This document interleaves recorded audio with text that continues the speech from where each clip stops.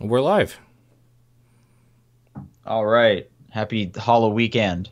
Yeah. By some grace of God, we are live. That's true. It was quite a hassle to get going tonight, Yeah. but we did it.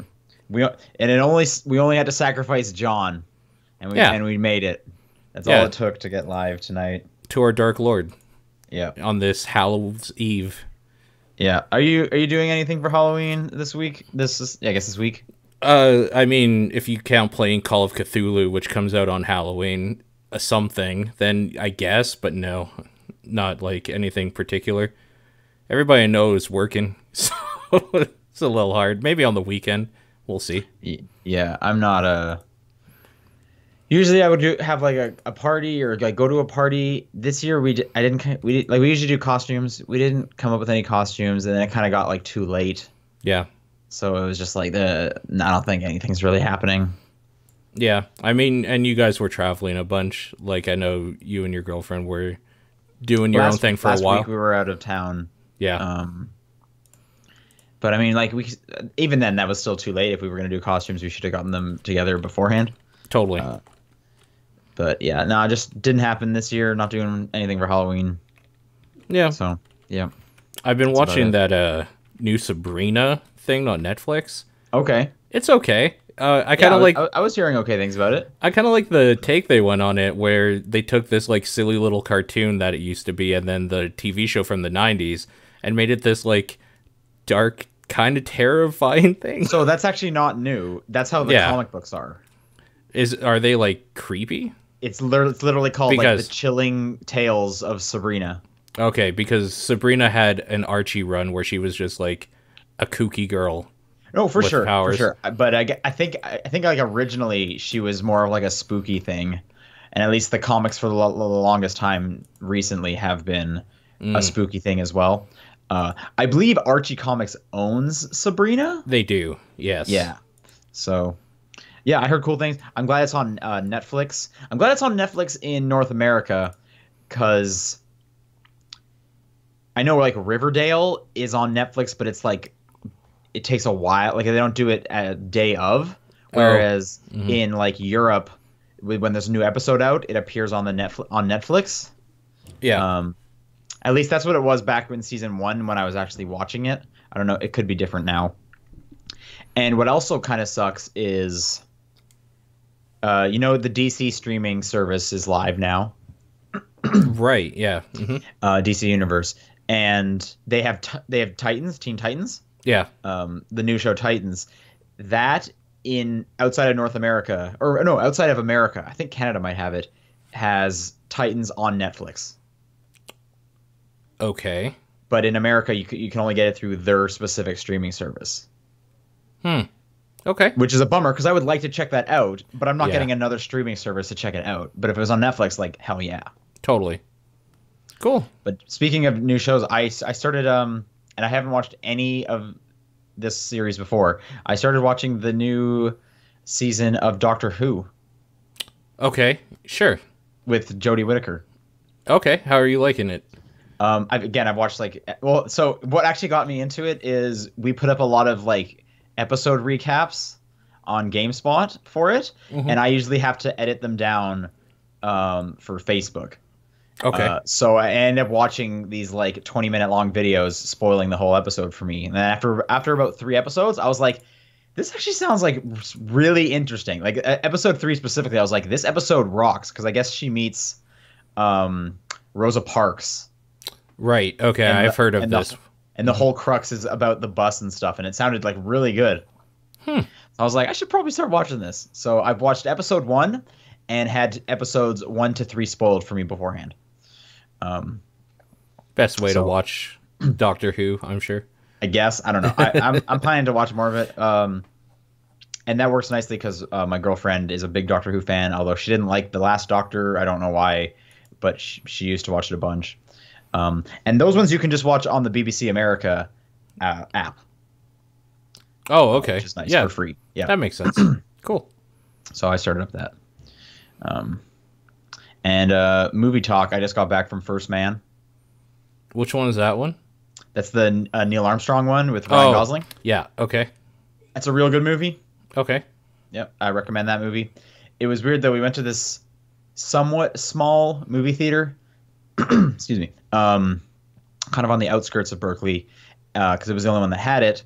They didn't have it for Movie Pass. Movie Pass is just kind of getting worse and worse, and like different theaters are like not accepting it anymore. Right. So all the theaters in Berkeley used to accept it, all four of them. Now only like two of them ever have showtimes in the app, so we can only go to two of them now.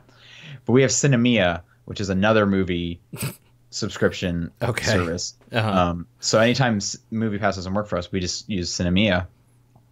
And what was weird with that is, I guess we were the first people to ever use Cinemia at this theater. We had the manager out who was doing tickets. No, this ended up being good. Okay. So my girlfriend bought her ticket first with Cinemia, and she goes, "Hang on, wait, is this Cinemia?" And we're just like, yeah. And she's like, "You guys are the first customers that have ever used it. You get a free small popcorn." And we're like, okay. Right. And I guess she was talking about how she made it seem like Movie Pass cut them off. Oh, wow. Yeah, I bet they did.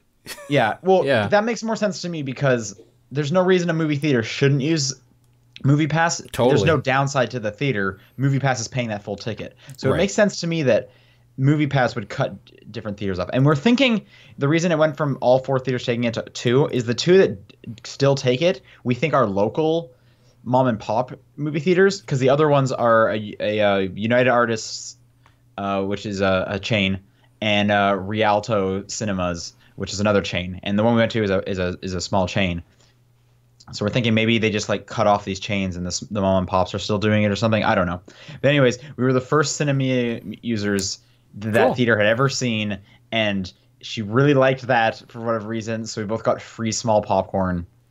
Great. Okay. I didn't accept mine. I'm not a big popcorn fan, but that was just kind of like a really weird thing that happened. She was quite excited about that. Cool. But anyway, yeah. First Man, thumbs up. Nice. I recommend that movie. And the first man to use that service at that. And theater. Literally the first man to use Cinemia at that movie theater. Kismet. That's just good branding right there. Yep. All right, let's do this podcast. It is October 28th. This is the Top Down Perspective, and I'm Sean Booker. And I'm Paul Fleck. And John is not here. Obviously, he is working. He's in Atlanta. I always forget where it is.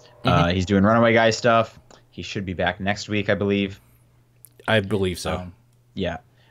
So we'll talk to him when he gets back. But Paul, let's go through this list. You've been gone for 2 weeks. What have you been playing? I have. Okay, so the first thing is Let It Die came out on PC. That was previously the PS4 only roguelike like thing where you climb a tower.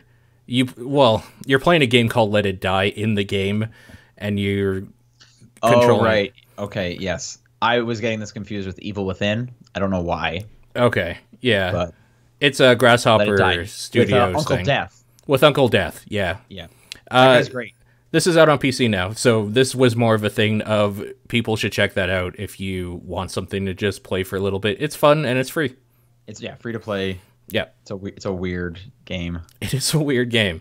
I picked up Dark Souls Remastered on the Switch, and the reason why this is a particular note is because it made me realize the Joy-Cons are fucking terrible for that game, so I went down this rabbit hole of buying a like little dongle so I can use an actual controller. Oh, you like the 8BitDo one that I have? Yeah, exactly. Yeah. It looks like a little like Mario brick.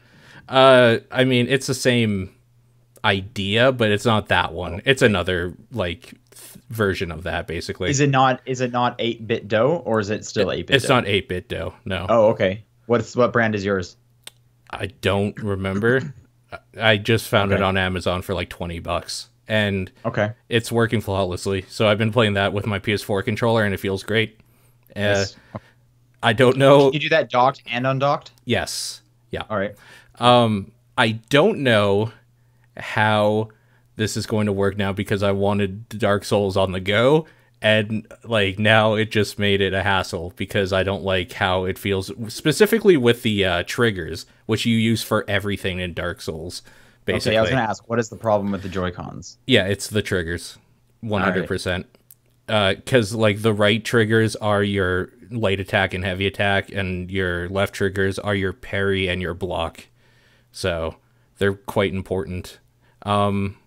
Yeah, just as a heads up, I guess, that if you want Dark Souls remastered on Switch, maybe you should have a controller that, like, is good. Just get one of those Pro controllers or a dongle or something, then you're good to go. Otherwise, it runs fine, because of course it does. It's like a 5 or 6 year old game now. In that kind of same vein, I played a game called Sinner: Sacrifice for Redemption. This game is a Souls-like game in that it's all about combat, specifically against bosses, where you are fighting the 7 deadly sins. And I guess the big takeaway from it is that, like a Mega Man game, every time, like, there's different stages or whatever, and you go into to just fight a boss. It's just boss fights. And whereas in a Mega Man game, you would get powered up by killing a boss, in this, you are getting weaker by sacrificing some of your strength to fight the boss and to redeem them. So the idea being that, like, at the very beginning, you're just straight up, like, a decent character. But then you'll fight a boss that says, like, every time you run out of stamina now, you will, like, suffer from being tired, and you'll, like, basically be stunned for like 2 seconds if you, like, redeem this boss. So you do it, and then now you can't ever let your stamina bar get lowered, or you'll fight another guy that's like, your attack power is just going to decrease for fighting this guy. So it just continues to put handicaps on you? Yeah, just continuously. And then, like, so you go through the 7 deadly sins, and then you fight a final boss as your weakest version of you. And that's basically the whole game. It's like $20. It looks pretty, but I don't think it's, like, probably average. Like, if you like a Souls type combat, you'll probably get some enjoyment out of it, but I don't think it's for everybody. I think it's something that I could see people getting frustrated at, because it feels a little unfair in some circumstances where the bosses just kind of feel badly designed. Some of them are, like, good, but for the most part, they're all just kind of at best. And yeah, it can get frustrating. But if you... Is it just bosses, or are there levels and stuff? It's just bosses. They all have, so like... kind of like Fury? Yes, very much like Fury in that way. Okay. But, like, there's, like, a hub world, so the Mega Man thing still kind of stands, where you just go to a portal and go to a boss arena, essentially. Okay, but that still has, like, stages to get to the boss, though, right? Well, the reason I'm saying is because Fury is kind of like, there's, like, a path and, like, story in between. There's none of that in this. This is literally just boss fights. All right. Another thing I wanted to bring attention to, also, that was Sinner: Sacrifice for Redemption.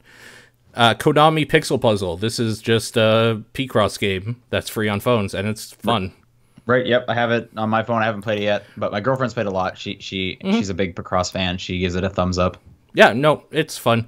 It doesn't have very good on-screen, like, D-pad controls, which is what I like to use, but the touch is fine. So, like, if you use touch controls... Why would you want D-pad controls if you have a touchscreen? Because I actually played Picross on the Game Boy, so that's what I'm used to. I don't like touch controls at all for Picross.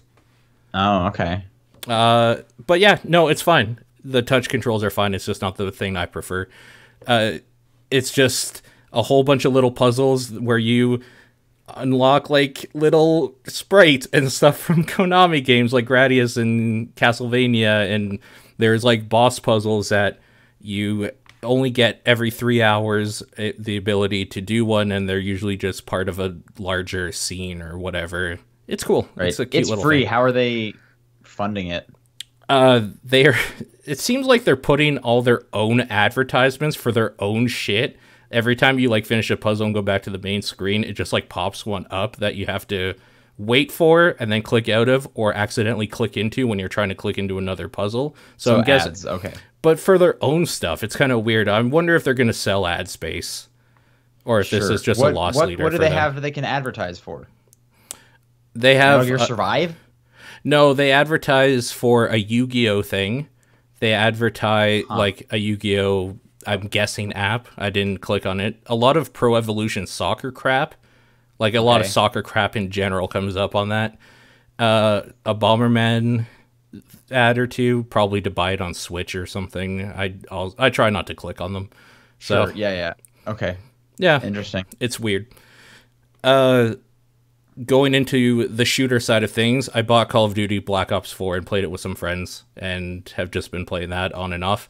I hear people really like this one. It's fun. It's the multiplayer only thing is totally fine. The multiplayer mode itself is exactly what you expect from Call of Duty. It's just a fast moving shooting There's thing. multiple different multiplayer modes. You're talking about like I'm talking about standard kinda multiplayer, deathmatchy stuff? standard multiplayer. Yeah, you have Okay. your different playlists for the different like modes you want for multiplayer, the team deathmatch and kill confirm, search, destroy, all that kind of crap. Then they have the blackout mode, which is obviously their battle royale thing in the big map. Yeah, how you feeling about that? It's not as fun as the other mode for me because I think there are battle royale games that do that kind of thing in a way I like better, and Call of Duty is too fast for me in that like I like the mode where you just keep respawning and shooting guys and like you're just going crazy the whole time. Okay, so you're just saying battle royale itself is too slow for you? No, it's the shooting doesn't feel as good for a battle royale. I like the PUBG feel of like bullet drop and like a slow methodical thing. And there's this weird like problem I have with the blackout mode where it's it's slow, but it's not because it's Call of Duty. So like everything is fast. I don't know. I don't like fast battle royale. I don't like being killed and then like taking forever to get back into another match. I just like the feel of like going for like 10 minutes straight of like dying, resurrecting, and like pushing an objective or something. But isn't PUBG, because my issue with Fortnite and PUBG, because I find those kind of slow, is like I sit for 90% of the match, I'm just kind of running in a direction and like hoping to get some guns, and then as soon as I come across some people, someone might win that fight. Usually I lose that fight because I don't spend enough time actually getting good at these games. But Sure. Either way, like 90% of my game is just kind of being alone running around. And I just find that kind of boring. I mean, this is like you spawn in, grab a gun, and if you don't die in the first 5 minutes, you'll die in 10 minutes. Like, because people that have been playing Call of Duty games are the ones that are always ending the matches out top tier. Sure. They I mean, just it know would the probably feel. depend where you land, obviously. Yeah, they're all pretty. Every location is like, I will say the circle pushes in faster than any other game, obviously. So Okay. the matches are just generally faster, but I don't think that plays to the strengths of what I like about any of the battle royales I've played. I like the more slow, like we'll drop here and get set up and then we'll get ready for like our final battle. This is like, we'll drop here and if I don't grab a gun first, I'm dead. Okay, so you're saying that this battle royale is too fast, but you prefer fast multiplayer. Yeah, So because it's kind of like a weird middle that you don't like. no, it's because if I'm playing a battle royale, I want to be slow and methodical. Otherwise, I want a fast multiplayer where I'm just consistently respawning. Okay. So it's too fast of a battle royale for you. That's the thing, yeah. Okay. So alternatively, that might be what I want. 'Cause Yeah, I find it's probably PUBG what kind you of want. boring and Fortnite boring. Yeah, it's probably what you want. Yeah. I just don't have it in me to buy a Call of Duty game, considering I haven't really liked them in the past, and I'm like not gonna just like chance it. And I mean, you're gonna suck for like 100 hours until you get good enough to like play with the guys who always win. So if you don't want that, that's really the problem with it, is that I could spend like 10 hours getting decent of like respawning every 10 seconds I die, or I can wait in like lobbies for the game to start every time. And like the blackout mode is fine when you're with people, like when you're doing duos or a squad with like friends, because playing with friends just makes all the waiting time like fine. But doing it solo, I don't care for at all. And whereas I would like also the just other kind of stuff, add on playing with friends makes every game better. yeah. But like I'm not always playing with friends where I can always play solo, and I prefer the other one solo. It's just easier to jump in and out. And then the other mode is zombies, and zombies is a giant clusterfuck of craziness, and I love it, but also I don't want to play that with randos, so that's one of the things I like playing with friends as well. And it's more zombies. It's the same mode where there are Easter eggs hidden everywhere, and you have weird little objectives to do weird little things in these weird little maps, while the whole time just killing a bunch of enemies that consistently get harder and harder and give you more cash to like upgrade your stuff in the match and whatever. I don't think I've ever enjoyed a horde mode that I wasn't playing with like friends. Yeah, like a rando with randos. It's such a playing with randos because and I think back mostly to like Gears of War, obviously, and just the idea of like it's a mode designed around just hunkering down and just like waiting it out, and here we go, we're just gonna dig our feet in and go, and it's like I want to talk to people like that concept is just kind of like a little too boring. So it's like I want to be like, all right, we need more help up here, but I don't want to do this with randos, and I want to chat with like pass the time. Yep, totally. That's the friend mode. Zombies is I'm gonna get in with a bunch of friends and play a game mode for sure. Yep, for me sure, anyway. Yep. Yeah. Do you remember Alan Wake had a horde mode? I do, but I never played it. I think I played it once, and I was like, "What is this? What am I doing?" Yeah, I remember people saying, this is weird. What a weird thing. Yeah. Thinking back on that, it must have been some publishers just being like, you need multiplayer. Like, if we're going to help fund this, you need multiplayer. Yeah, totally. And there's like, well, what can we do? We can just spawn a bunch of enemies and tell the player they have to survive. Right, because what's the other option? Like, 8-on-8 Alan Wakes are going to deathmatch each other in this graveyard. That would have been absurd. That would have been kind of funnier though. Like that would have been more impressive in a dumb way. So yeah, the thing about Call of Duty Black Ops 4 is that if you care about it, you already have it. I don't need to try to sell it to you. Oh, for sure. It's that. Yep. I played Overkill's The Walking Dead closed beta because I needed to see what that thing is. And I remember this was the game that was in the show's universe. Because Telltale's was in the comics universe. Yeah. I don't know what that actually means. Oh, I guess it would probably mean that Norman Reedus shows up at some point. Maybe. I don't know. This takes place in a whole different place of the U.S. because that was all in like Georgia. This takes place in like Washington, in Washington D.C. specifically, in Maryland. Okay. Sure. Well, then why even mention that it's in the show's universe? That's kind of what we like. So just straight up, this is the thing that I needed to see what it was. So I bought the stupid deluxe edition for $100 to get 4 closed beta keys to like try it out, and then gave 4 or 3 to my buddies so we could all play together, and then promptly refunded it because it's garbage, which I'll get to in a second. This game feels like a boring Left 4 Dead, if that makes any sense. Okay. All right. Where, like, because the cartooniness and just, like, Left 4 Dead knew it was a video game, and it's a silly, stupid situation where 4 people are trying to survive, and they just, like, gave you stuff that felt fun and good. Like, anytime you got a melee weapon, it felt like it did damage. You could take on hordes, maybe not like solo, but as a group, you could usually overcome everything. This game really wants to hammer home that you are trying so hard to survive in this real world where, like, you get tired and weapons are kind of garbage and there's not a whole lot of ammo, and the walkers are really hard to take care of and they can overrun and kill you very easily. And I don't like how that plays at all. It feels like a slower, crappier Left 4 Dead, and I don't like that at all. Okay. So, yeah, I guess I don't know really. Like, it sounds like they tried to put more of like a survival game into it. Totally. But it just kind of comes off as being like too difficult to be fun. It's very difficult, and I could see maybe if you like had people that were really just keen on, we're going to stick as a group, we're going to do callouts, because there's different classes. There's like a character that after he takes damage from a zombie, he gains like a buff to like resist any more damage for like 10 seconds or something like that. So he's like a tank character. Yeah. Also, I lost sound for you.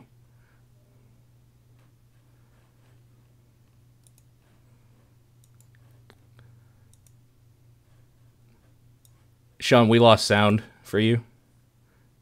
Just as a heads up. Right, I was muted. Okay. My bad. I was wondering. I was like, why isn't he saying that? Okay, let me get back. Let me repeat that. I was beyond confused with what you just said.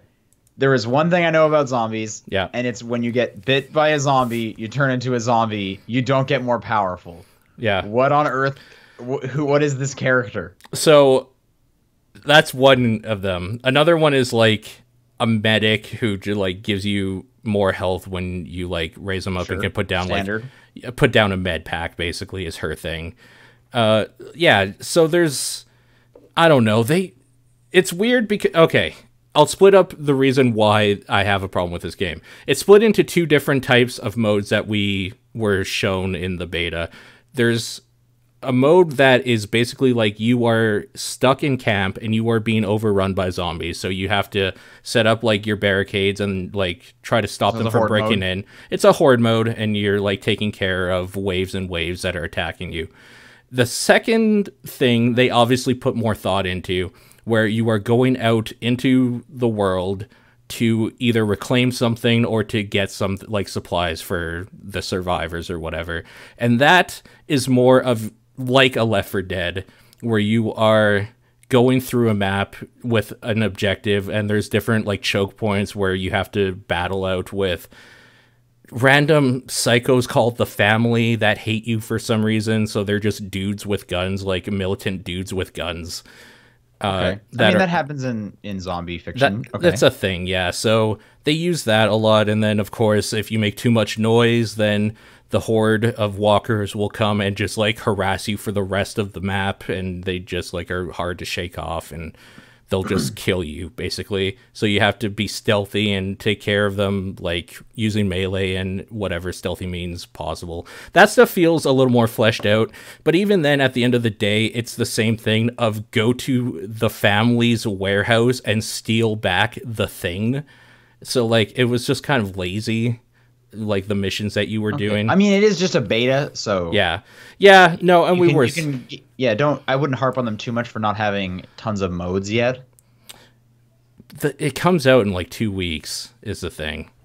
Like I know, well, I don't know if there is more in there, and I hope there is for anybody who's buying this. I would just kind of wish they had shown off, because they show that you have 4 missions you can do. I wish they had just shown off like one of each different type if there is different stuff in there. Because 2 of the missions were steal the thing from the Family back, or like just in general. And the other 2 were stop the walkers from overrunning our thing, or stop the Family from attacking our hideout. Like, it was kind of lame. And it just doesn't feel good. Like, at the end of the day, it just doesn't play or feel good. And I don't understand why. It's seeming more and more like Payday 2 was just a complete, like, I don't know, they just got lucky with it or something, because the games they've been doing since... Oh, is this the Payday 2 people? Yeah, that's the stuff they've been doing since I haven't been impressed with. Isn't that Starbreeze? Yeah. I thought Starbreeze was working on a different Walking Dead game. Because Starbreeze is doing the VR thing, right? No. Oh, maybe. I think you might be getting developers mixed up. No, this is Overkill. Overkill are the people that do or did Payday. And I think Starbreeze may have... I remember they split from each other at some point because of some loot box controversy. That happened a while ago. I'm trying to look this up. Games.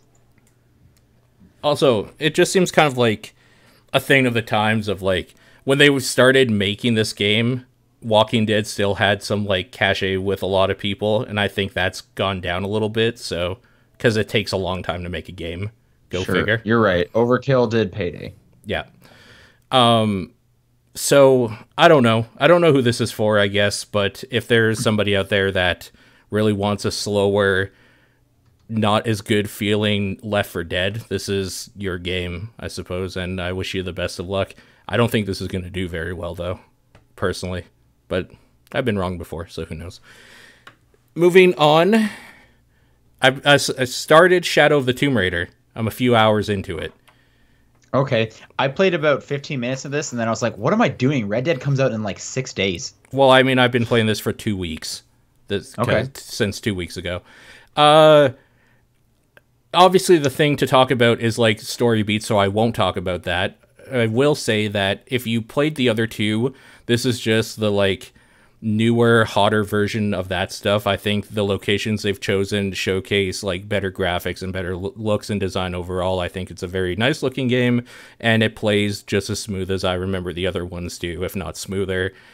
And I think the conceit of Laura might have really fucked up this time, like that you get pretty early, is kind of cool in this. So I think it's neat so far, and I'm looking forward to seeing where it goes. But there's nothing new to talk about if you've played the other two at all. It's another one of those. The weapon system feels good. It feels good sneaking up on dudes and like murking them like fools and just going through these weird locations and these like terrifying traps and temples and stuff like that. Sure. Yeah. Yeah, I'm looking forward to playing it. Games just keep coming out that I'm more interested in, and I don't want to like start this and then like have to like stop halfway through. Yeah. So I'm just kind of waiting for a free time. I also looked up Starbreeze. Overkill is marked as a Starbreeze studio. So I don't know if it was like a bad split or they just like made another studio. Oh yeah, because they have a lot of like the same games on their list. Probably like an A team and a B team. I think maybe something like that. Yeah. So yeah, Shadow of the Tomb Raider seems okay. Return of the Obra Dinn is like the thing I've been super excited about this week specifically. Sure. So this is Lucas Pope's new game, the creator of Papers, Please, as most people, that's the one most people would probably know over like Republia Times and stuff. I don't even know what that is. Yeah, that's like a Flash game he put out about newspaper censorship that kind of went into the Papers, Please universe in its own weird way. So Return of the Obra Dinn is a game in which you are investigating what happened to the Obra Dinn, a ship by the East Indian Trading Company that was lost at sea for years, and that just comes back at some point or is found. And the only thing you have is this weird magical amulet that lets you see the last moments of somebody's death when you like use it on a corpse. So what you're basically doing is you start off with like a ship that's kind of locked off to you and one corpse, and you go into that like dead guy's last moment, and then you just build the mystery of what happened to this thing while it was at sea and lost from there. And obviously I'm not going to tell you guys what it gets into story-wise. Did you beat it? No, I'm still working on the story because there's a lot of dudes to get through. And there's like, what is it, like 60? I've seen that porn. Yeah, a lot of dudes to get through. Yeah. I think there's like 60 members of the ship that you have to like account for and how they died or if they're dead. Notes? Yeah, so the whole system of this game is that you kind of like focus on people, and then it'll bring up a notebook thing.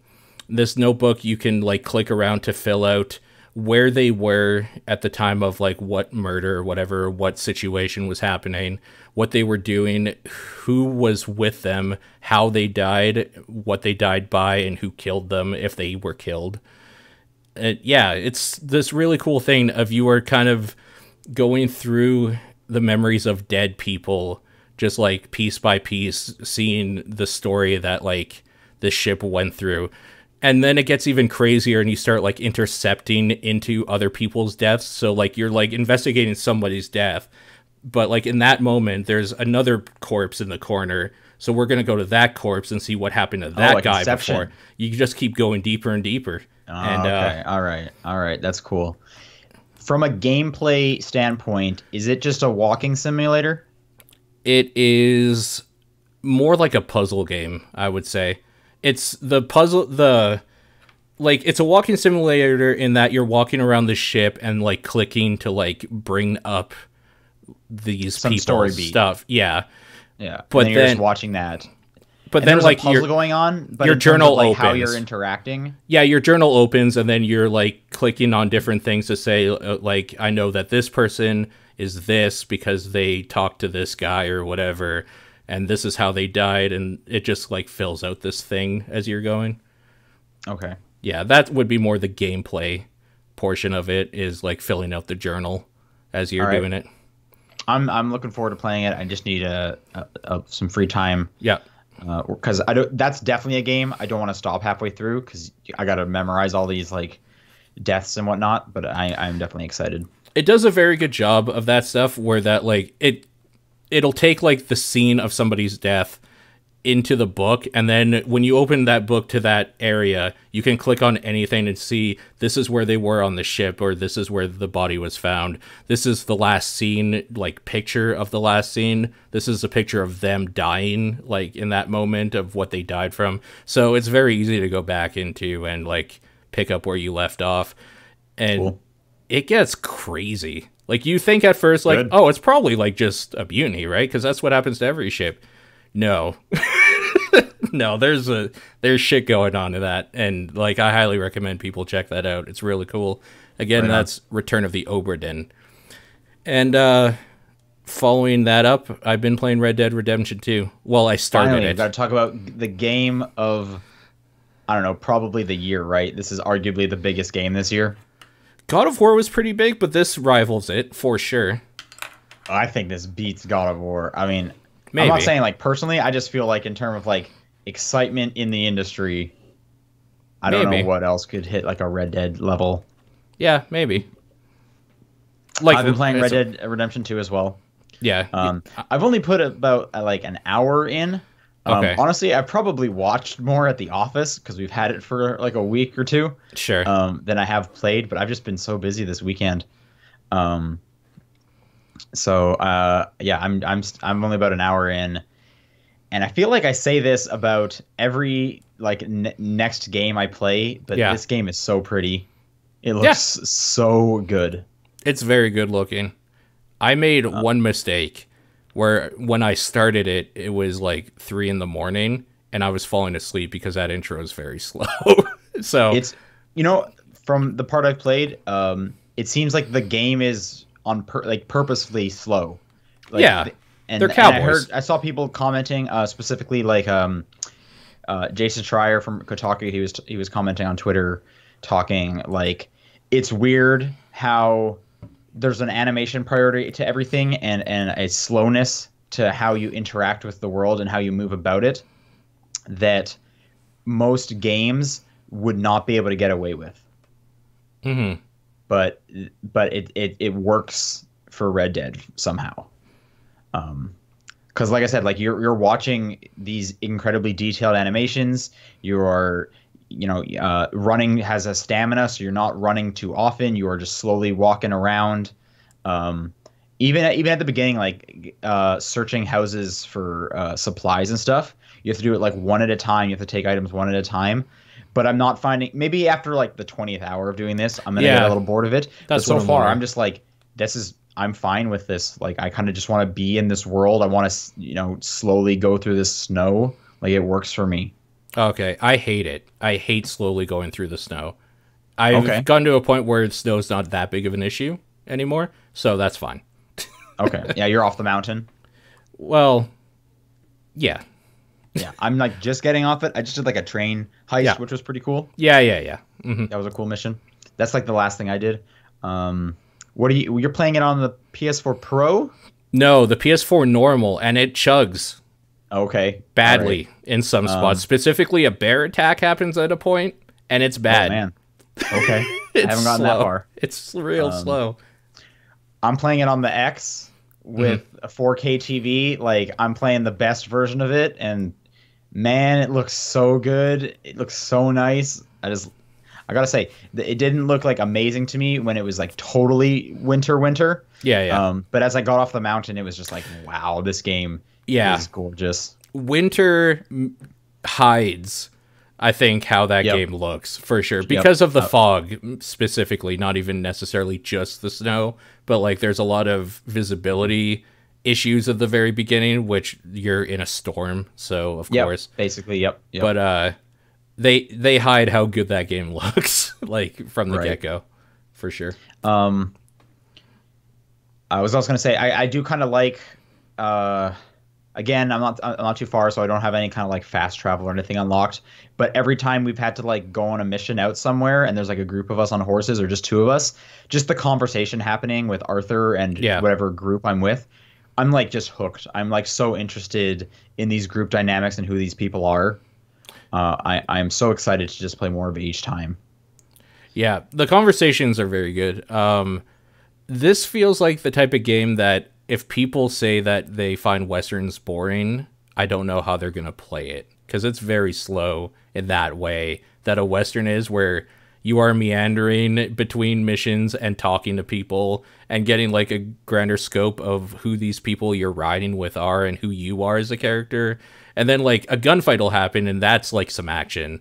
But then the action's gone again for a while. Like, so I'm wondering how those people that don't like that sort of thing in movies find it in a video game, because I like that sort of thing in the movies. Yeah, I'm definitely curious. I'm not a big Western fan. For the most part, like I watch Westworld, but that's more so for the robots. That's like a sci-fi thing, though. Yeah. Yeah, and it definitely becomes more and more of a sci-fi thing the further you go into it, which is why I was fine with it. So I'm not a big cowboy fan, but so far I've been super interested in this. Like I'm enjoying these characters quite a bit. Sure. And yeah, it's a good time. I feel like it's worth mentioning. Like you know, this game looks expensive, and I read that Kotaku article came out about a week and a half ago about like the 100-hour work weeks people were putting in for this. Yeah. I read about half that. I think it's a fascinating read if people are interested in kind of some behind the scenes on how Rockstar is, which is, often a company where you don't get this kind of look into the kind of, the gears turning there.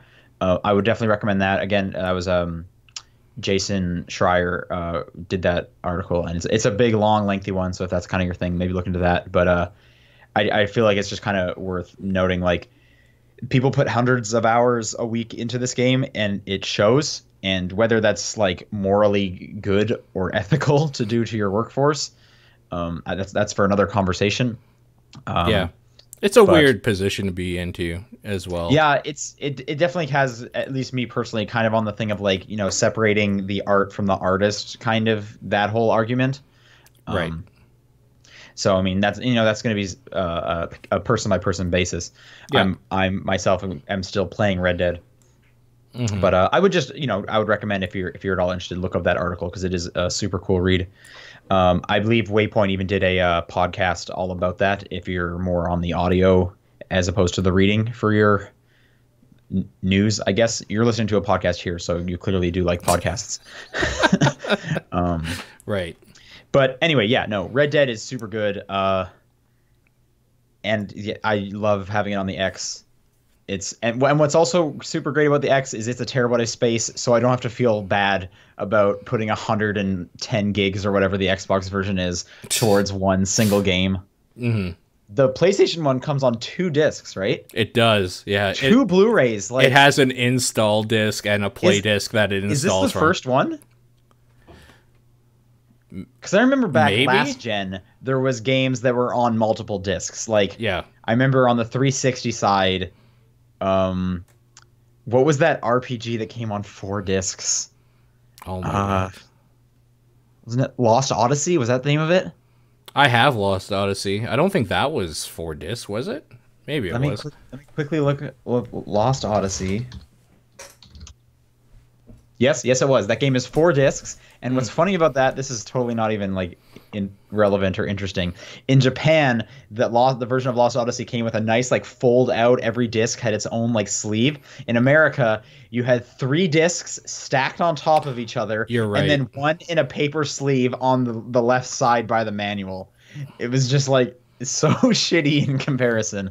And then the PS3 had Blu-rays, so I don't think they ever had multiple discs. I could be wrong. There's obviously a ton of PS3 games.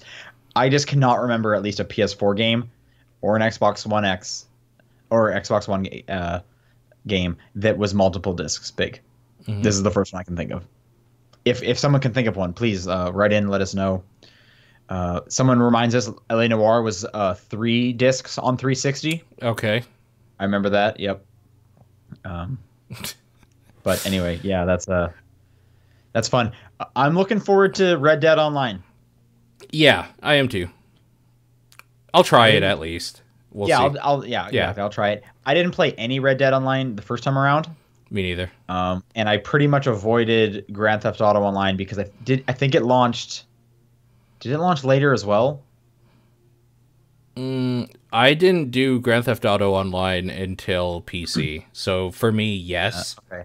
It either launched later, or I know they've been changing how the heists are, and apparently they've gotten amazing compared to what they used to be. Yeah, they weren't good before. So I didn't play much of that if I played any of it because I played that game at launch. So this is kind of the one where it's like I really want to like kind of give it the old college try and Yeah. really try it out. I want to hang out with For my sure. posse and meander.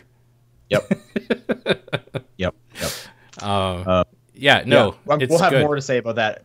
For probably like the next 4 or 5 episodes. It's a big game, so I look Yeah. forward to having to say. I look forward to playing more than just like an hour of it. I will say, I am feeling already the problem that I knew I was going to have after playing Spider-Man. Spider-Man was just so fast and like it was so fun to move around, and Right. yeah, this is This is so definitely, the like, the different. opposite. This is the exact opposite. Even just kind of like tonally, I feel like Spider-Man was such like a gamey ass game of like we put towers back in it, and there's a whole bunch of Yeah. like tokens that you're gonna collect, and this is like we are high art. We are a film. Yeah. You will respect us. To the point where at any point when you're just riding, you can go into cinematic view, and it's just like cinematic cameras. I do like that. That's pretty fun. I never you can get use some it. really cool shots. Yeah. I have just seen the camera just like literally like pan into a tree, and then it gets stuck and it like cuts out like automatically and whatnot. That's so good.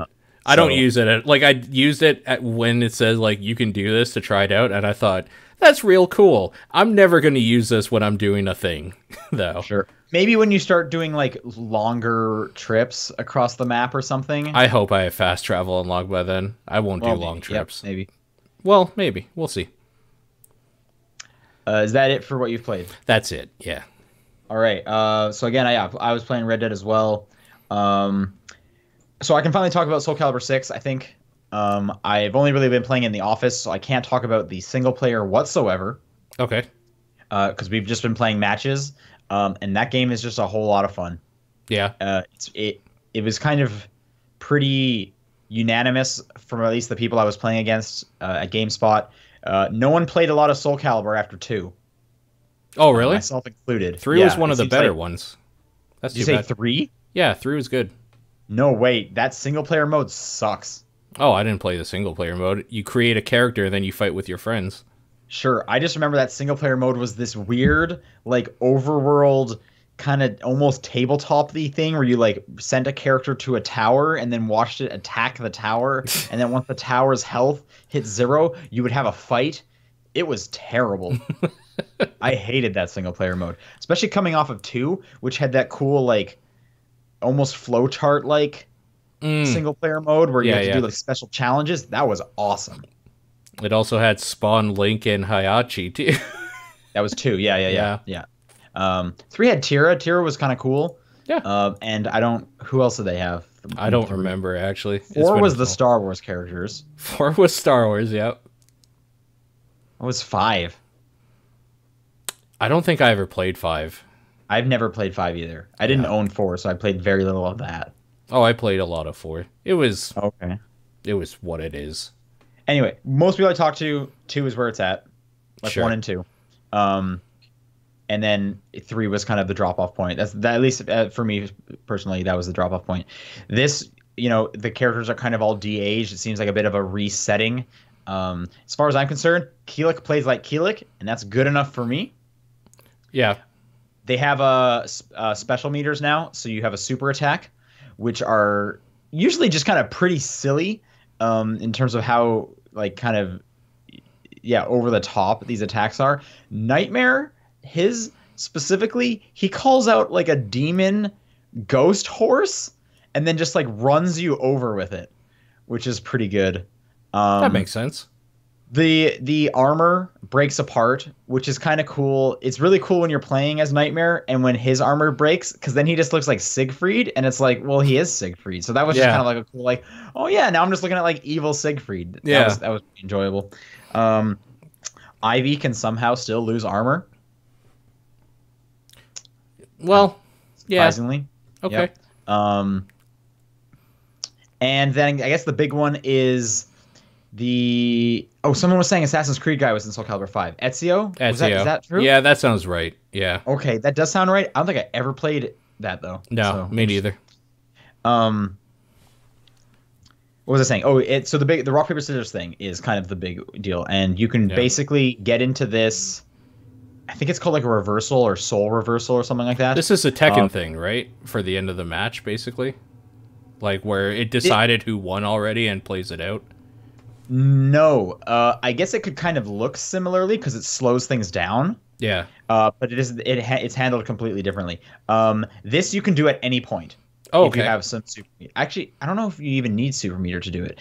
Regardless, on the controller, it's just I believe it's like RB or LB. You just hit that, and it works really good defensively because if you're getting comboed on, you can hit that to start this. And what it basically does is it pushes both characters back, and then you need to decide one action to do, and that action could be a guard, a horizontal attack, a light attack, a kick. Basically any action you have normally, and even a sidestep. And those will they'll go against each other. You don't know what your opponent's going to do, but some will beat other ones. So verticals beat horizontal attacks. Guards obviously block. Yep. Ducking will just duck your way out of a horizontal attack. I think kicks are faster than horizontal attacks. So basically, there's this rock paper scissors element of like, hopefully you hit the right one.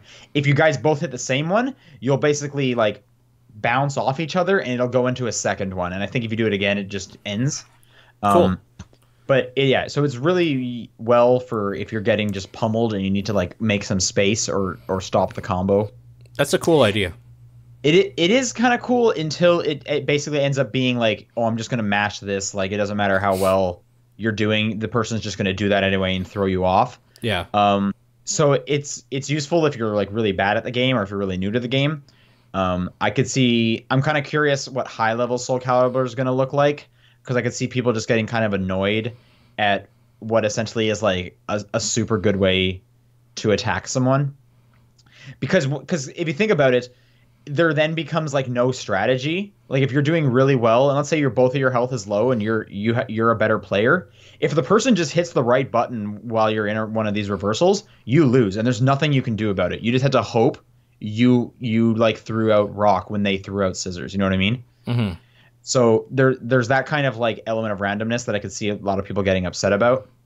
It just sounds like a Oh, slowed down like version of what those games are in general, though. Like when you see two people at the same skill level in any fighting game, it's literally just like rock paper scissors in real time. This just sounds like a way. Well, this one you can't like watch to see what the character's about to do. It's you literally input one button, You just and then guess. they both go at the same time, and you see which one who did what. Mm-hmm. So there's no element of reacting or like canceling out of something to then guard or whatever. It's literally just like, well, I hope he did a horizontal because I picked vertical.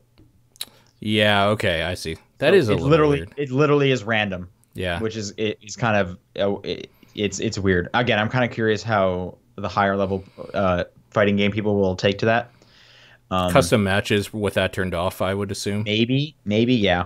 It does look really cool though, especially when you do like a dodge one and the person goes for like a vertical and the other character just kind of like sidesteps right out of it, and then the person's like, "Oh crap, I am vulnerable now." So they're really cool to watch, which I think kind of goes well with Soul Calibur's like it's easy to pick up and play. It's always been very match friendly. Mm-hmm. For sure. So, yeah, that's Soul Calibur 6. That's what I've been playing, or playing at the office, I guess. And then at home, I wanted to touch on Siege briefly. They have a Halloween event going on. Yeah, I played it. It's garbage. It is garbage. I just kind of wanted to vocalize that it's garbage. Yep. I was told this is the first time they did like a holiday event. No. Well, They did an Outbreak thing that was like a 3-player Left 4 Dead, but it wasn't during a holiday, which is why this is a disappointment. That was just like during April or something. Like, So they did an event. This one is specifically Halloween themed because they took the house level and made it Madhouse. So it's like a haunted house. Oh man, so I'm coming off of like Overwatch in terms of my like themed holiday events. Junkenstein, yeah. Junkenstein, or just like anything basically. They took house, they made all the lights green. Yeah. They made it like kind of hazy so it looks bad. I was literally Very curious. hazy. I was like, I'm playing on an X here. Why does this look bad for you? Why does this look bad for me? There's random sound effects like a phone ringing or like someone knocking on the door. In the kids' room, it's like kids going like la la la, or like just shit like that. Just random sound effects. And then I think most of the like unique assets that they put in the level are just from the theme park stage. Like they're just like, we're gonna take some of these and put them in here. And yeah, it's just such a letdown. And again, I'm comparing this to like Overwatch, which is like custom assets, custom like vocal lines out the ass. Like they put so much work into these holiday events, and Siege just like it's just like a wet blanket. It's so lame. And what I didn't like is they make you select only from 5 heroes, which is fine. That's not an issue. But you can only select ones you have unlocked, which is less than half of them. Wow. Okay. So for me, every time I play, I can play as Recruit and 2 characters, and then there's 3 of them that are unlocked because I don't have anyone unlocked. I just play as the standard people, which I feel like if I'm opting into this custom like playlist, let me have access to those characters. Agreed. Like why not? Yeah. Like take it away once the event's over. But no, you still need to have those ones. So it is just a bummer from start to finish. Yeah. The one thing I will say that I do like about the idea of the 5v5 that are always the same is it's kind of neat to know what you're up against for the other players, to like just be like, I know they don't have this, or I know they'll have a pulse on attack or on defense, so like I should watch out for this. It's kind of like a neat way to change the strategy that you never get in the game unless you scan people. I mean, you always do though. For the most part, you do know what you're up against. That's not always true. If they're good, you don't. Okay, well, I mean, everyone usually gets scanned when I'm playing. Yeah. That's the only good thing I can say about it. They took that level and made it worse by reducing the visibility. As a defender looking out into the like outside from inside when they like blow open the garage doors or something, it's fucking impossible to see anything because of the haze and the garbage they put in. It's bad. I hate it. Actually, I really didn't like that either. Yeah, I just kind of wanted to complain about that on air. And the reason why they chose those characters is because those are the ones they have like Halloween skins for, to make you want to buy them. Yeah, well, I mean, and that's fine. Like, I don't care that they like isolated off these 5 people, but let me have access to those 5. Yeah, that's kind of weird that they don't give you anything. It's only like a week-long event, and again, I have to opt into this playlist. Yeah. Like, ugh. It's from top to bottom. I just don't want. Like, I played about 2 full rounds, and I was like, I don't ever have to play this again. I'm good. Yep. Yeah. Anyway, and then the last game, I put about an hour into the missing, and then Red Dead came out. Okay. So hopefully I'll get back to that. I just wanted to say, good title card. And when the title card happens, that is a sweary ass game of just, this is an inappropriate song that is playing at this time. Like, thematically, this is a weird choice to make. Yeah. But I'm glad to see it there. Yeah. Because I come to sweary games for just like a tonal dissonance from one scene to the next. And this is definitely doing it. I can't tell if my computer just sucks, except for the part I know it sucks. Does it play clunky? Is it just like okay. It plays clunky, and it's not very well optimized because Swery doesn't know how to make games. Like, all of his games run like that for me. So I mean, I don't know how much he's actually making, or if he's doing the writing. I don't know his full capacity as a developer. I think it might be like whatever they're using in Unity as well doesn't like optimize properly. I don't know why the games with their like logo on it always feel clunky and shitty in some way, and I've just gotten used to it. frankly. Yeah, that's another thing you get from Sperry games they don't feel very well. Yeah. But you're there for the characters. Kind of. So, and I was just curious if this was similar, and it is. So. Did you like FK? FK is great. FK, yes, I was just introduced to FK. Okay. And man, yeah, that is a sweary ass game. Yeah. I'm very happy. Yeah. All right. That's all I've been playing. Let's do some news. Cool. Good bit of chunk of it. Some weird stuff in here. Did you hear about the Intellivision Amico? I have not, and I can't click on that without wrecking audio. Okay, sure. They're bringing back an Intellivision console. The person in charge is Tommy Tallarico. Oh my god. Okay. Yeah. At least he's the first name that pops up. This is so weird. Like there's this weird long video. It's 4 minutes and 20 seconds, which I have to assume was on purpose. But the console's weird. It looks, I don't even know what it looks like, but the controllers connect into the console for like charging. They look like old Intellivision controllers with like the dial on the bottom, but there's a touch screen now. Okay.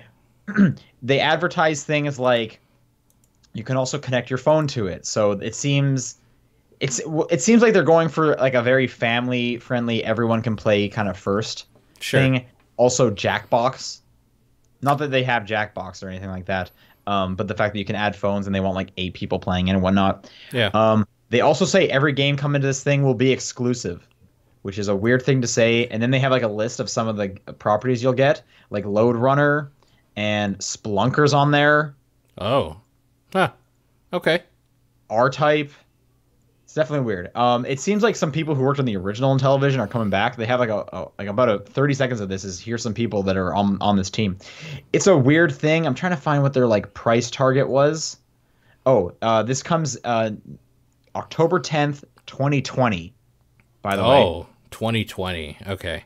Well, that gives me time to save up my pennies. 2 years. Yeah. Let me try and find the price again. It was It was somewhere around like $120 to $180 or something like that. Like they had I don't get how it's a range. Maybe that's just what they're like hoping to get to. They also advertise no microtransactions, no downloadable content. All games will be $3 to $8. Oh, okay. I don't know what this is. Also, does this thing yeah, I don't even know what to think about this thing. And the only reason I really bring it up because I feel like random weird like retro consoles are being announced all the time. Yeah, is just kind of how in depth this plan seems to be, and then kind of the people behind it. This is a weird thing. Again, this is the Intellivision Amico, and I guess we'll get it in 2 years. I don't think that's gonna do well at all, but we'll see. I suppose. Yeah. Again, normally I wouldn't, and they usually don't. But something about this just seemed oddly like put together and like laid out. So, because even when we get like console announcements from like people that matter, we don't get like a release date this far in advance. We don't get like price stuff this far in advance. We don't get like here's the team.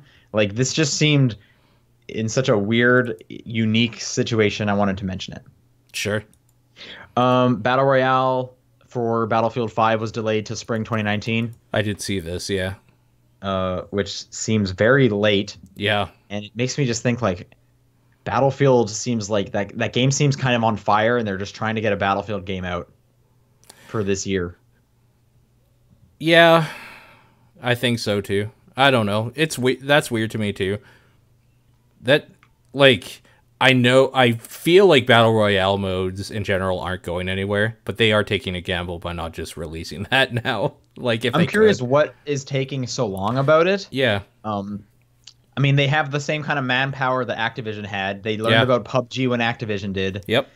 So maybe like they're doing something really cool that they needed to fine tune. I guess that's what I can hope for.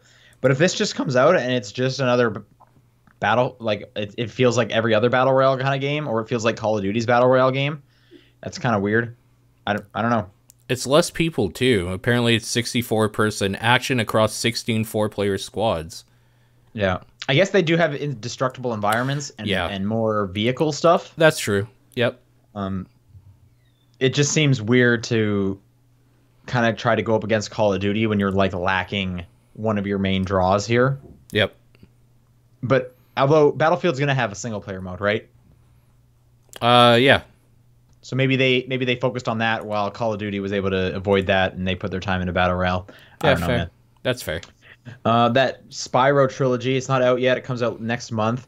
But we got some leaked images. I guess they're going to do a Spyro and Crash bundle together. This makes a whole lot of sense. This is how I describe it. It makes sense. Yeah. I would have never guessed they would have done that though. Agreed. Totally. I just never would have thought about this. But yeah, that makes sense. It's going to be $60. No real word on when it would be coming exactly. Probably pretty close to the Spyro one. But anyway, also only PS4 and Xbox One it looks like at the moment, which is surprising. Yeah. But we'll see. I was excited about this. The Soul Calibur 6 DLC, they announced 2B from Nier, Yep. which that's a great choice. Yep. That's a good fit.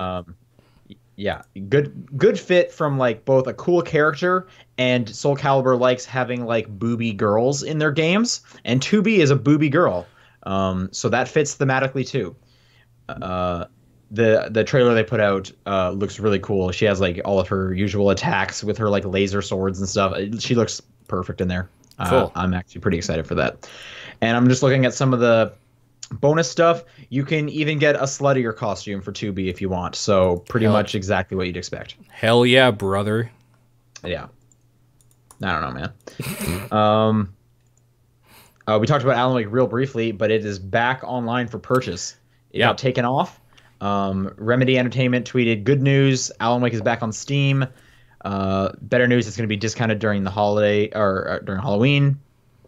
And they also tweeted, "Big thanks to our partner and Alan Wake's publishers, Microsoft, who were able to renegotiate the rights to the licensed music in Alan Wake so that the game can be sold again." Cool. I'm into this. I'm glad. Just as a quick reminder, that game originally came out 4 days before Red Dead Redemption 1, which is another thing they tweeted. They said, "Alan Wake is back on sale just at the right time. Gotta keep up tradition." Cool. That's neat. Because this happened a few days before Red Dead 2, which that's just kind of funny. What a weird coincidence. I like that. That's good. If you haven't played Alan Wake's awesome. Yeah, you should get on that. Game. Yep. I would love that game to get Xbox One X enhanced, because HDR with all those cool lighting effects in the forest, that would be very cool. Yep, agreed. Team Sonic Racing was delayed like half a year. Yep. Which seems like a lot. Although I don't know who's excited for this. I'm a big Sonic and All Stars Transformed fan. Yeah, me too. So I was somewhat interested in this game.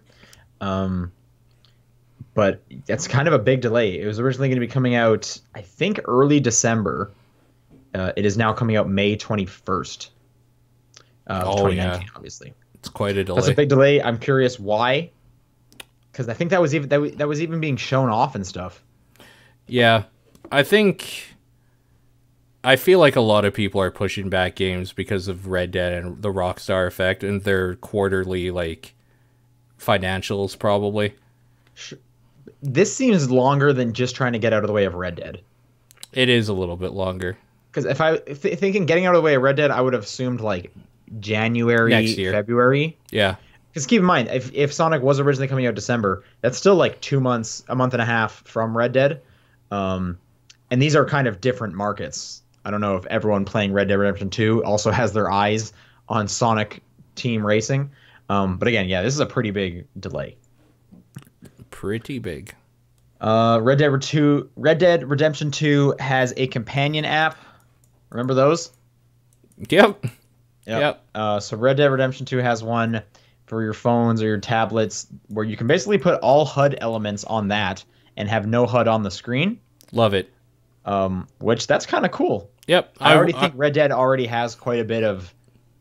Sorry, it has like not much HUD as it is already, or it's pretty small in the corners. But you can put it on your phone if you want for whatever reason. And you can have the map and the journal down there if that's a thing. I don't think this is particularly interesting. I just thought it was kind of interesting that someone's doing a companion app in 2018. Oh, I won't use this, but it's a great idea. Sure. Yep. Trine 4 was announced. That's cool. Yeah, which all I can say is hell yeah, Trine's awesome. I've only played through the first one and I need to play the other ones. Are they on Switch? I feel like Trine 1 and 2 are, yeah. Because those games should be on Switch. That feels like a great spot for them. In fact, I'm almost sure of it. Because I think one of them went on sale on Switch for a little bit. Is it Trine 2? I would like that. Well, maybe it isn't. I don't think I've seen them on Switch. That seems like such a good fit. Right? Seems like a perfect fit. Anyway, Trine 4 was announced coming next year for PlayStation 4, Switch, and Xbox One and PC. Cool. Looking forward to that. Totally. Spider-Man got a fun update. Yeah. Outside of the New Game Plus mode. Also, just asking you, are you going to play... There's a fly like right in my face. Got off my mic thing. Are you going to play that DLC? Oh, fucking absolutely. But yeah. I've been preoccupied. Yeah, I've been busy myself too. I should probably just get that season pass. I think you save $5. $5, so yeah. well. Otherwise, it's 10 each. Anyway, one of the updates that just came out besides New Game Plus mode was an addition to the photo mode. Yep. And what's very cool about that is there's a sticker in the photo mode of different kinds of puddles, so you can now put more puddles in your screenshots, and I think that's very funny. Yep, it's really good. Yep. That's what a great little gag they did there. That's awesome. Really good. They know.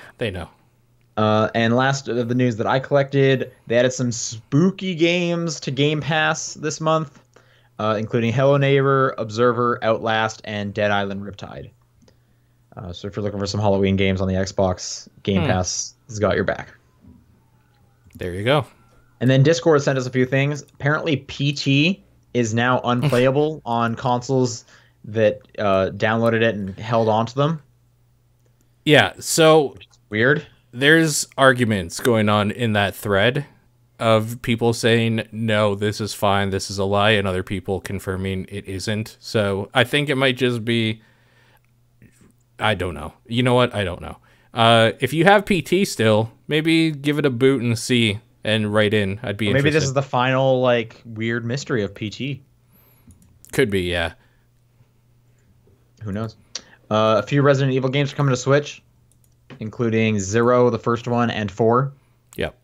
Are you going to rebuy any of these for Switch Ball? Yep. Okay. And the last one is a Japanese pamphlet. Claims that Smash Bros. Ultimate will support 32 players online, which is quite a bit for a Smash Bros. Game. Yeah. So what does that mean? People are thinking maybe there's a tournament mode. Totally, yeah. So, time to grab 31 of your closest friends and play some online play. Yep. There you go. That was a joke from Go Nintendo. I didn't make up that own joke. I'm not going to steal that. Okay. Anyway, that's a lot of people. Yeah. But cool. Yeah. That'll do it for news. Excuse me. Let's do some questions. Yeah, let's do it. topdownperspective@gmail.com is the email address. @TDP Podcast is the Twitter account to send stuff in. You can also email us, even though I already said that. You can also use the Facebook group, the Discord channel, and John's P.O. Box. I will read this first one from Green Fantastic. I started playing Solitarica when you guys brought it up on the show. I've been casually playing it on my phone on and off since, never getting past stage 5, only until I googled an optimal strategy that consisted of getting armor spells and items was I actually able to get far and beat the final boss. My question is, are puzzle games that need a player to look up strategies good, or do I have poor patience? I do consider what I had with Solitarica fun. I think you have poor patience.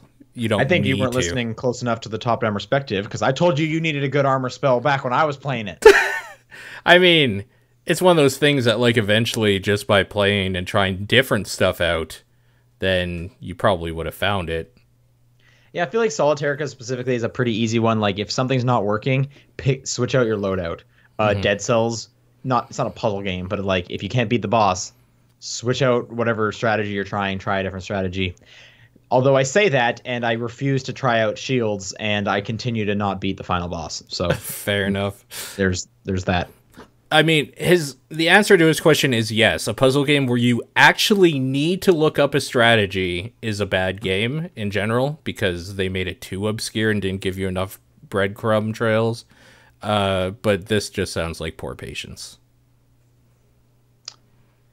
Yeah, I don't know if I fully agree with that. I feel because it's got to be hard as a game designer to know how people are going to perceive every single puzzle. Hmm. And it can definitely like like even like let's say like when I'm designing like a logo or something and I'm like, okay, it looks exactly how I want, and then I show it off to someone and they're like, I can't see what you're seeing, like I didn't get that spelt out that word. Sure. It can definitely be hard. It's like, oh crap, because like I knew what it looked like, but I also made it. Right, yeah. So I could see that being hard. A lot of puzzle games have hint systems which are useful. Hmm. um I would still, if you need to look up a puzzle for a game, I still think the game's good. Like, a lot of the times I'll see, I'll come across a puzzle that I'm stumped on. I'll look up the answer, and turns out it was super obvious, and I don't know how I missed that. It just happens. Hmm. So I think it's going to be almost impossible to have a perfect set of puzzles that everyone will be able to make their way through.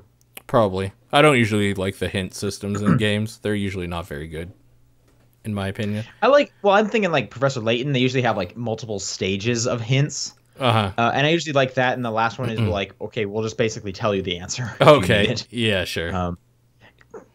And I do, and that's basically looking it up online, but at least I can do it in game this way, which I kind of appreciate. Uh, Dedinsky says, what games slash types of games do you play when you need to de-stress from a really crap day? P-Cross. 100%. You go to P-Cross? Yeah, every time. Okay. I don't think I have a game that I go back to. I think it's literally just like, I want to play some games right now. I'm trying to think if there's ever been a kind of game that's like, I just cannot play this at the moment. And I don't think that's the case. Yeah, it's usually just like, if I'm probably playing a game, I'm de-stressing in some that's capacity. Fair. Hearthstone as well for a while, and now it's Magic: The Gathering Arena specifically. So, yeah. There was definitely a time where when I was playing a lot of Guitar Hero and Rock Band, I wouldn't exactly say I was de-stressing, but it was just kind of like, I just want to play like a song or two. Yeah. Just kind of like do like my daily song or whatever that was. Sure. Which is kind of a different kind of level of comfort or whatever. Sure. Boko writes in with a few questions. All right. A few weeks ago, you guys mentioned QWOP, which made me remember all the Flash games I used to play on Newgrounds and Congregate. And it made me wonder what some of your favorite old Flash games were. A personal favorite of mine was Learn to Fly. I don't know what that is. I'm going to look up the name of it because I don't remember. But I remember the character's name was Pico. Pico. This was on Newgrounds. Pico School was one of them. Oh, it's still there. 9.1 out of 10. Never seen this. Yeah. It has some like people can Google it if they want. It has some content we shouldn't talk about on the podcast because of it's from an era that is not like ours. The second video does not have the best name. Yeah. No, it's from an era not like the one we are in. I will say a lighter time period. A better timeline. Yeah. Flash games. Wasn't the original Trials a Flash game? Probably. That sounds about right. I think I played a good chunk of that.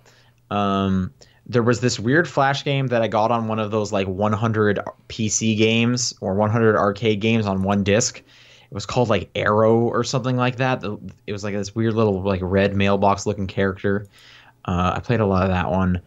I wouldn't say I played a ton of it, but I definitely played a good chunk of the Trogdor game. Okay. Homestar Runner. Sure.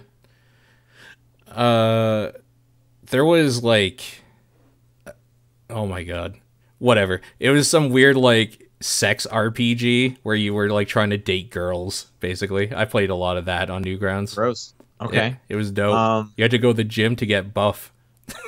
Sure. I mean, that's just realistic. Yeah. Tap Tap Revolution. There's definitely Sure, a good yeah. amount of time during like my computer class where we were all playing that. I remember this would have been like grade 1 or something. We would go to like willywonka.com because there was like candy themed Flash Okay. games. So we would play a lot of those. I couldn't tell you the names of any of them. I just remember going to that Oh. website a lot. There was some South Park themed ones at like ComedyCentral.com I played for a while when that was like kind of a new thing when I was younger. What was that? It's like way bigger now. Is it Sword Quest or Adventure Quest? What is that game? Adventure Quest. I played like the original Adventure Quest. I haven't touched that game in years, but I understand it's like way bigger than it used to be. Oh, this thing. Yeah, I think they've okay. actually made like actual games from Adventure Quest now as well. That's Artix Entertainment. Someone confirms Trials was a Flash game. Yeah. Yeah. Interesting. Cool. All right. Follow-up question. That last question dates me pretty bad. With one sentence, how bad can you date yourself related to the internet? Dial up. Dial-up. Even, I'm trying to think, because I didn't get dial-up until I was in like grade 3. Maybe like Hamster Dance is probably one of the earliest memes I remember. Oh my god, Hamster Dance. I It's mean, got to be one of the earliest memes. the one, oh my god, what's it even called? There was an old chat room where it was all done in comic panels where you would like have an avatar and you would chat to people and you would have like a little bubble come up with what you were chatting about using IRC. It was stupid. Okay, I've never heard of Comic that. City, maybe something like this, All right. and like AOL chat rooms as well. I never had AOL. We had MSN Messenger. Yeah, MSN was after that for sure. Yep. Good times. Continuing on, I'm going to dip back into music for just a bit. What are your top 5 personal favorite bands, artists? Okay. 9 Inch Nails, Queens of the Stone Age. Probably Muse I would put on there. Trying to think of some more that My I Chemical listen- Romance. Okay. A Skylit Drive. Uh-huh. Blink-182 is probably on there. Okay. Did you know, fun fact, Angels and Airwaves is still making music. I did not know that. No. I saw a music video at my gym the other day, and Tom is still in that band. All right. Sure.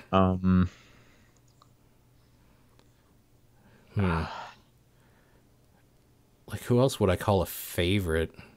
Yeah, I'm trying to let me look through my phone. There's definitely I have some that are like favorites now, but there's got to be some like older stuff that it's like, oh, I used to listen to this so much growing up. Yeah. God, I hate this music app. Is it just like the phone, like It's an the iPhone default one? Oh, okay. Yeah.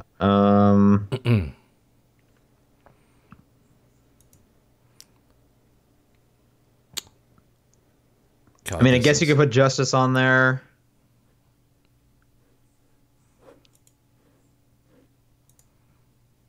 I don't know if I can call like anything I'm about to say my favorite if I can't even remember their name. Yeah.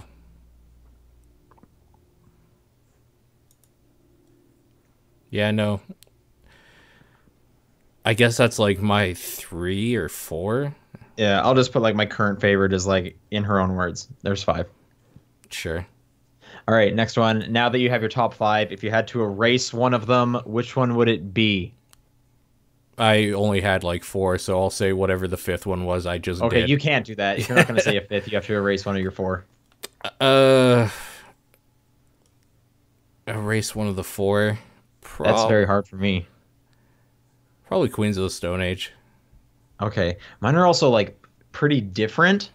Mhm. So I'd be erasing like my favorite of like that genre. Of that genre, sure. I guess in terms of like my current music tastes, Justice would be the easiest to erase, but that just sounds so bad to erase Justice. Mm-hmm. And rounding out this last set of music questions with a visual question, what are some of your favorite album covers? Oh, okay. I really, I don't think I have anything off the top of my head. yeah, I really like the. I'm trying to remember which Gorillaz album it was. Demon Days. I really like that style of like animation for those characters, and then them all just on the cover is really good. I'm gonna say any Anti-Flag album usually looks pretty cool. Sure, yeah. I really liked. I can't even remember the title of it. I think it was just called Deftones, but the album that came out with like the skull and the roses behind it, I really like that look. And I think, oh, I really liked the art from Korn's Follow the Leader, because I think that was Todd McFarlane did that.